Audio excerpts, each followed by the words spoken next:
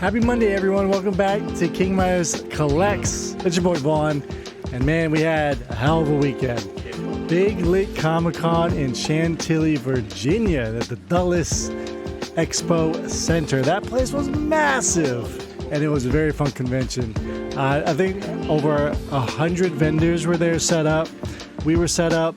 Friday was hilarious. So we had a 10 by 10 spot, and I think my partner just didn't realize that us bringing additional tables and then packing as many. We brought about 77 boxes worth of comics. There's not enough room for all of that stuff. So a little bit of like playing Tetris for 3-4 hours trying to figure out how to set up this table.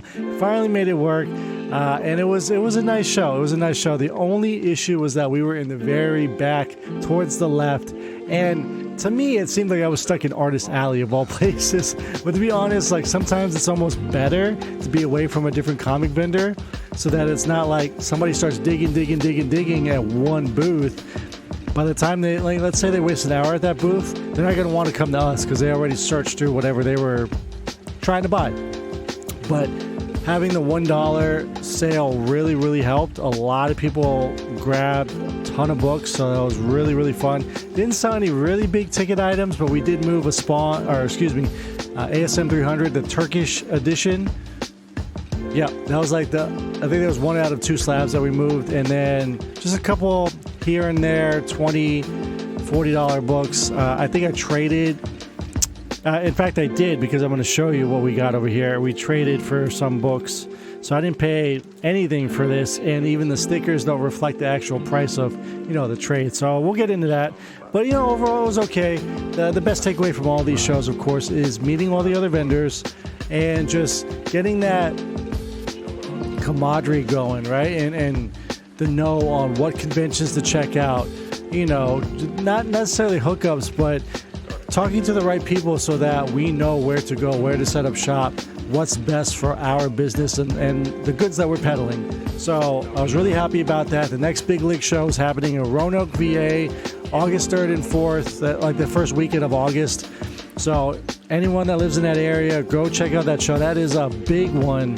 That one's a lot bigger than the amount of foot traffic this show got. I think they did the analytics. It's about 48 to 5,200, give or take, people that came to the show, ticket-wise, that were bought anyway. So that's how they track that, right? So, there we are, right? So, hey, it was fun. It was an experience. Can't wait to do the next one. Our next show, though, is the Annandale show, Schaff Promotions in Annandale, VA, at the Fire Hall Expo. And I think that is Sunday, April 28th. 9:30 to 3 p.m. I think is the time for that. So that being said, hey, we got some books to show you guys. I want to show you guys the trade things. I want to show you some of the other stuff I picked up because, like I said, we talked to a bunch of vendors and just kind of got to know people. So somebody had some Super Nintendo games, so I'm like, hey, I can search for stuff that I've been looking for. So I picked up, if you guys are familiar with Cybernator from Konami, one of my all-time favorite games as a kid. And then Mega Man and Bass picked that up. He ended up giving this to me for $30, which is really nice of him. And Cybernator was $20, but I just gave him the $20. Didn't want to haggle on it because he spent a ton of time looking for it, and we actually found it. So that was pretty cool. Happy to have those two added to the Super Nintendo collection. And then the last thing I got was we met a guy who makes custom tumblers. So I decided to, support his business. I picked up Admiral Thrawn one for one of my buddies at work. And then just because I know August, my stepson will want to use this too, I just picked up the classic Ninja Turtles one. So I really like it. I mean, it brings me back to my childhood, right? So just pretty cool to have a tumbler. Another tumbler. Another bottle, whatever you want to call these. Stanley's, flask, hydro flask, whatever. All right, so here we go. This one is, I couldn't believe that this book was somebody already had it on the wall, because as an exclusive, it literally just came out last week. This is the Ji Hung Lee Red Sonja Empire of the Damned, I believe it is. Virgin there, just an awesome golden apple variant. So happy to have that. Found a Adam Hughes book that I didn't have, so nice to add some holes here for Avengers. Was it Access or 6? Just AV. AXV, I don't know. I don't know. I can't remember what this series was called, but it was during the Avengers vs. X-Men storyline. So, hey, Rogue and Enchantress there, pretty cool. Next up, just some art germs to add more art germs. Supergirl art germs, of course. And then apparently this is the big one. So I don't know why this one specifically has a lot more value than the other art germ Supergirls, but it does. Then we have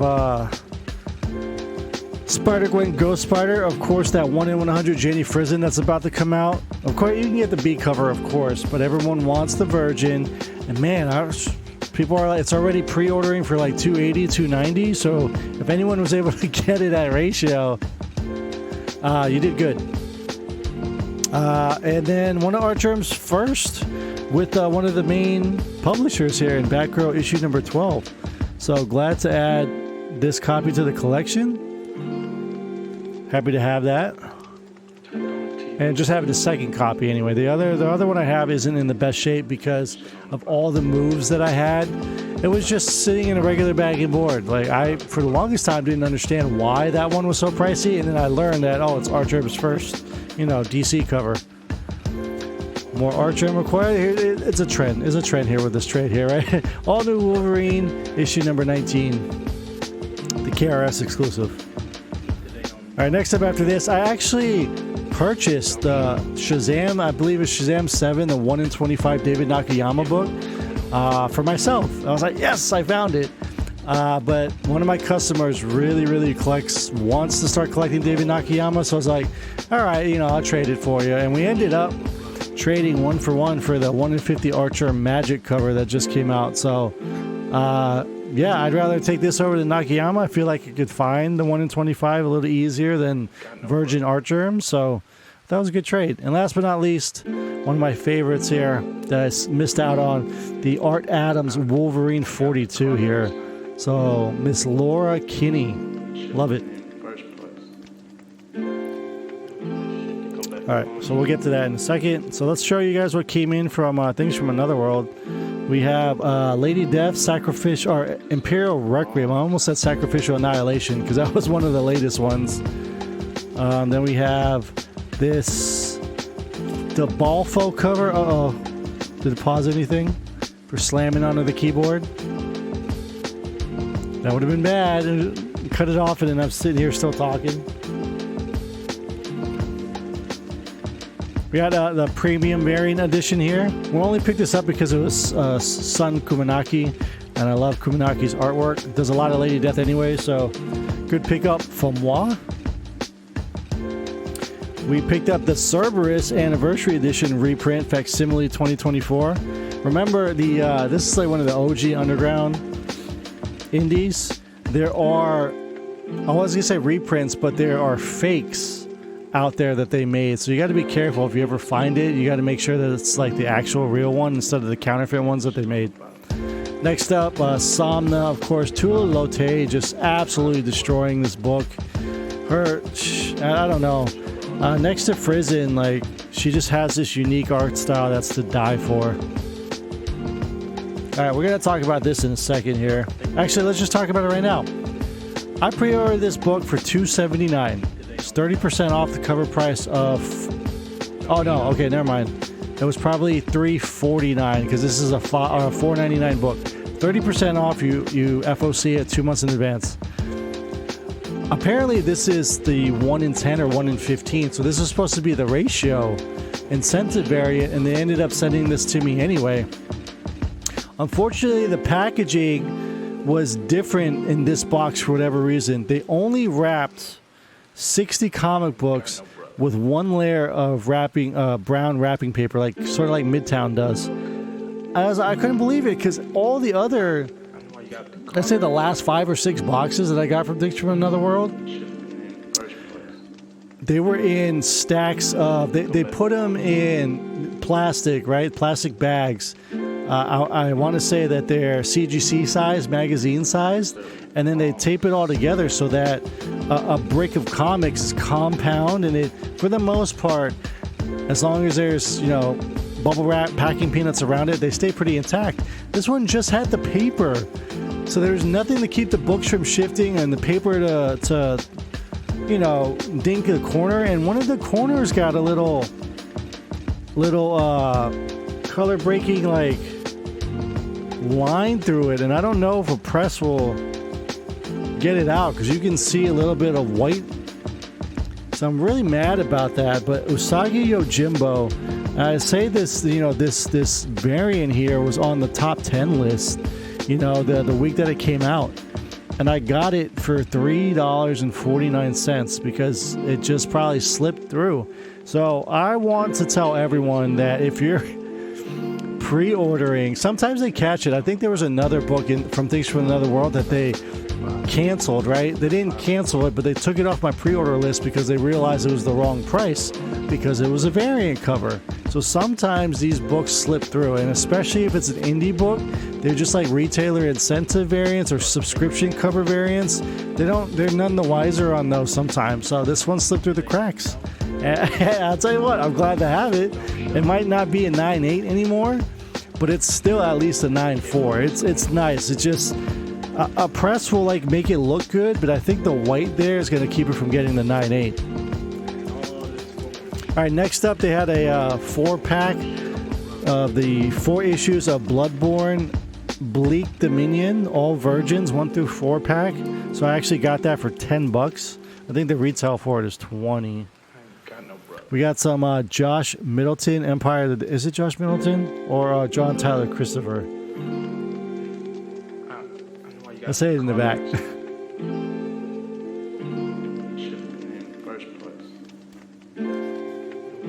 Come on. Yeah, John Tyler Christopher. Excuse me. The Josh Middleton's coming up. But if you guys take a look, check this out. There is the that Ji Hung Lee cover that we just picked up that I showed you guys. So very, very recent variant cover from Golden Apple. So we picked up 2 of those. Not only did we pick up those 2, we also picked up, wait, where is it? Oh, might be coming in the next batch. I think that's what's happening there. Here's the Josh Middleton cover here. We got foil Josh Middleton, 2 of them. And we also got the Virgin foil because I love me some Josh Middleton. Vengeance of the Moon Knights, issue number 4. I heard there was something going on with that book there. We have that Rose Besh Venom. I actually like this cover a lot. I think somebody was dogging on it when I was watching one of their YouTube shows. Suicide Squad kills Arkham Asylum. Only reason I'm showing it, well, 2 reasons. It's a Stephanie Hans cover. Love me some Stephanie Hans. But 2, it's polybagged, and I'm not sure why. Dan Panosian on the cover A, I believe. Got the Shadow of the Green Goblin. I guess that run of Norman being a good guy is done, right? And then we got the green blank variant, which I really like. It's pretty cool. Next up, Miguel Mercado on this foil here, I think. Is that right? Yeah. Miguel Mercado, Shazam issue number 10. Beautiful foiling on that. Yeah, we're really in this era of foils, huh? Sensational She-Hulk, issue number 7. Say that 5 times really fast. Jen Bartel, lovely Jen Bartel goodness. David Nakayama on the Poison Ivy, 21. We have Immortal Thor Alex Ross, issue number 9. Ripping up Thor's first appearance and Journey in the Mystery. Gunslinger Spawn, just showing you guys this one because it is a movie poster homage, which is pretty cool. Some more Ji Hung Lee with the Guma series. Interesting book. Grimm's back. So they're starting up the next story arc for Grimm. I don't know who did the variant there. We have the Edge of Spider-Verse Weapon 8's second print there. Wish they would have changed the cover, but that's alright. Deadpool number 1, a new Deadpool number 1 here. The Saturday morning variant version. Guri Hiro, I believe. Galloway. Sorry. I believe it's Galloway that does those, right? Then we picked up the In-Hyuk Lee foil. So I picked that up very carefully there to show you guys. And of course, blank Deadpool that's already got some like damn marks on it. You guys probably can't see it, but there's already a couple blemishes on it, man. Jeez. We have Archie's and Friends Hot Rod Racing featuring the very first appearance of Daisy Thunder. So, you know, it's the first appearance. We'll see what happens. Any other lady character that was developed in the Archie series has gone on to have some sort of notoriety. These Batman covers, we got a Del Auto here. Yep, for $146. And this is the Jim Lee Artist Spotlight variants that he's doing across a lot of the DC books. So had to support the homie Jim Lee. Beneath the Trees Where Nobody Sees, issue number 2. This is the third print.